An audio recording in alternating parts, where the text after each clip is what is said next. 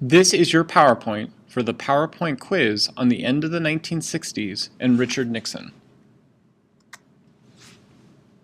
The election of 1964. On November 22, 1963, John F. Kennedy was assassinated in Texas. This provided momentum for a political agenda about civil rights and poverty. The reason for this was right before his death, John F. Kennedy had given a significant and important television interview in which he called for the need for new civil rights legislation. After his death, Vice President Lyndon B. Johnson became president, and he ended up pursuing both goals. In 1964, he ran against conservative Barry Goldwater in the election of 1964. He defeated Goldwater and also won a liberal Congress. This provided him with what we call political capital, meaning once you can win over an election, you have the ability or leverage in order to influence major agenda items, both domestically and on a foreign basis. The War on Poverty. Michael Harrington, who is a socialist, wrote a book called The Other America.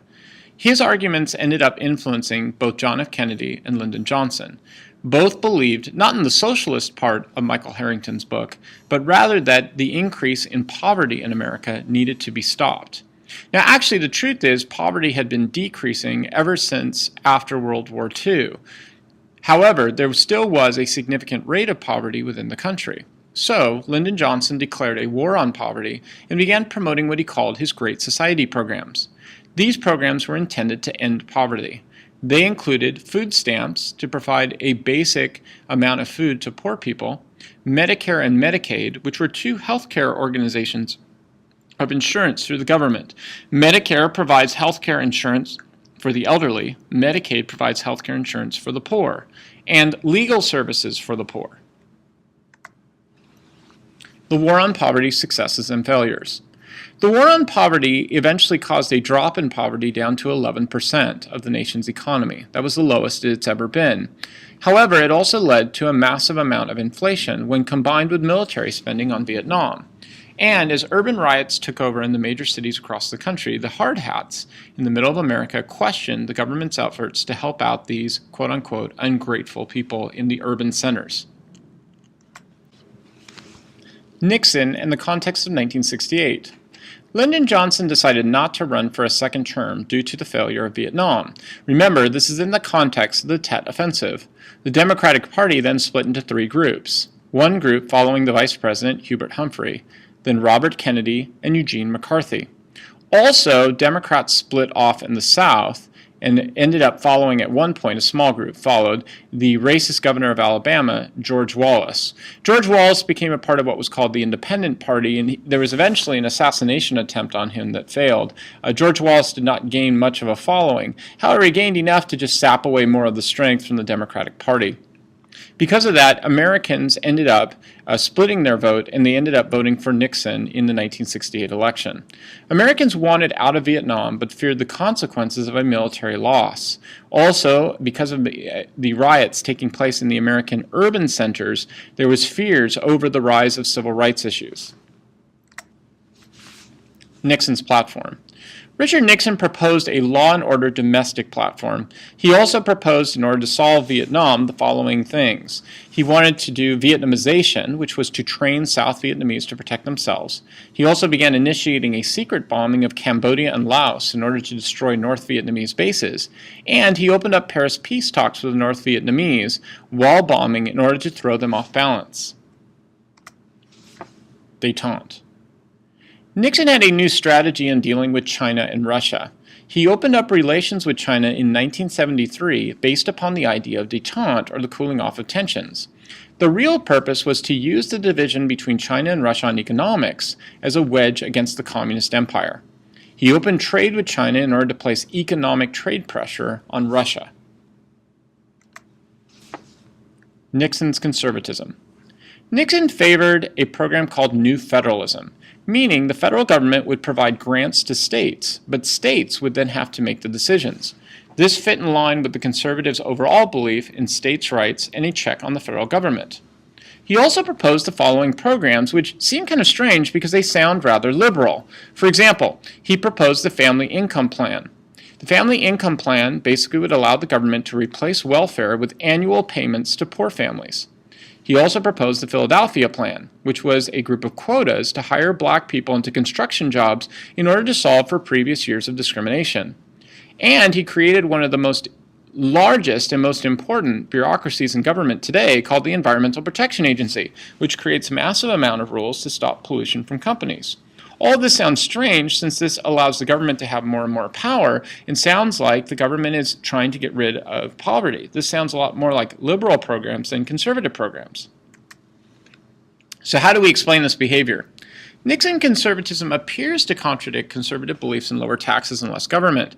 But actually, it appears much more that Nixon was appealing to the middle class and trying to move them into the Republican Party.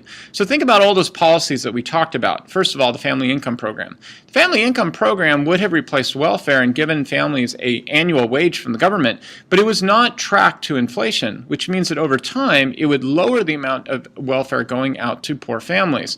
This would allow, in his mind, to have more independence for poor people, while at the same time attracting middle-class people who wanted to help people out in poverty. Think also about the use of affirmative action. Who has affirmative action generally tended to help out? Usually it helps out the middle class in the African American community. This would, in Nixon's mind, hopefully move the middle class of the African American community towards the Republican Party. And when you think about the Environmental Protection Agency, the EPA has largely been supported by the middle class in America. Again, this would provide for a limited amount of government regulation in order to try to get the middle class to come over to the Republican Party. On top of all of this, Nixon also went after something he called the Southern strategy. Nixon would appeal to Southern white families, and he would especially use racial issues in order to separate them away from the Democratic Party. This is why in the last 30 years we have seen a movement of the Democratic Party from the South over to the Republican Party. Major economic problems of the 1970s. From Nixon's time out, there were two major problems that happened economically for the country. The first was something called stagflation, meaning that both inflation and unemployment rose at the same time. This is strange. When inflation rises, typically unemployment falls. The reason why is you're putting more money into the economy, so there are more jobs. When unemployment rises, inflation usually falls. There are fewer people with jobs, there's less spending, so there's less inflation. In the 1970s, both were happening. So the big question was, why? One of the reasons had to do with a foreign economic problem, and that was the rise of an organization called OPEC, or the Organization of Petroleum Exporting Countries. OPEC included most Middle Eastern countries and Venezuela. What they did was form something called an oil cartel or oil monopoly that would raise international prices by lowering the amount of production of oil. The reason why Middle Eastern countries were doing this was political. They were trying to place pressure on the United States for supporting Israel in the Yom Kippur War. This created massive oil shocks in prices and led to inflation and the U.S. rationing of oil. Watergate. In the election of 1972, Nixon was running against the liberal Democrat George McGovern. Nixon easily won over McGovern. In fact, McGovern only got one state in the nation, Massachusetts, which is a highly liberal state. But throughout this whole time, Nixon had been worrying that his enemies might defeat him. Nixon established a committee, and all presidents established this, called CREEP, or the Committee to Re-elect the President. These leaders included H.R. Haldeman, John Ehrlichman, and Henry Kissinger. The evidence about the Watergate scandal. After the election was done and Nixon had easily defeated his opponent, a story came out several months later from two Washington Post reporters, Woodward and Bernstein, who claimed they had an informant called Deep Throat. Deep Throat had claimed that there was a burglary in Watergate and it was an attempt to steal Democratic strategies on the election. A House of Representatives committee was set up to investigate the problem. The committee ended up subpoenaing the president's tapes from the Oval Office. Ever since Kennedy, all presidents have taped their conversations in the Oval Office. Nixon claimed at the time executive privilege. These tapes are national secrets and could not be given out during his presidency. But the Supreme Court disagreed, ruling that at the time there was an investigation going on and this was relevant evidence. Damning evidence. The tapes, when they were listened to, ended up missing 18 minutes at one point. After this happened, there was huge suspicion about the Nixon administration. Nixon then initiated something called the Saturday Night Massacre, where he fired the special prosecutor that he himself had appointed, Archibald Cox, and his entire staff. Then the Congress found Nixon actually calling on these tapes for the FBI director to stop the investigation. At this point, the Republican leadership approached Nixon and demanded him to resign. His vice president, Gerald Ford, took office, and 1 year later pardoned Nixon. The overall significance of this is that it created a sense in the country that there was some type of shadow government. In other words, the notion that while there was the typical government that everybody elects, behind the scenes there was another government that was doing a lot of questionable activity that needed to be challenged.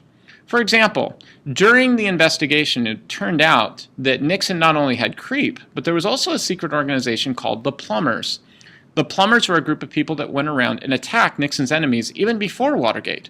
For example, they had gone after Daniel Ellsberg. They found out that Ellsberg had been seeing a psychologist.